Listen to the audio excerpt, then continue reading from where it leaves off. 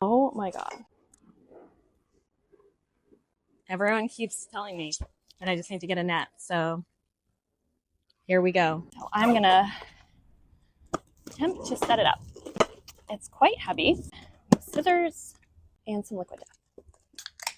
Okay. I went to the driving range earlier, then to Dick's Sporting Goods to get a net. I also got golf shoes. Okay. The net. I'm very much an instruction gal. I know some people just like to wing it, but my type A OCD very much likes to follow directions. Is this gonna like be super annoying to take apart and put back together? I can't keep this up all the time. Assemble the base using the parts as shown in the picture below.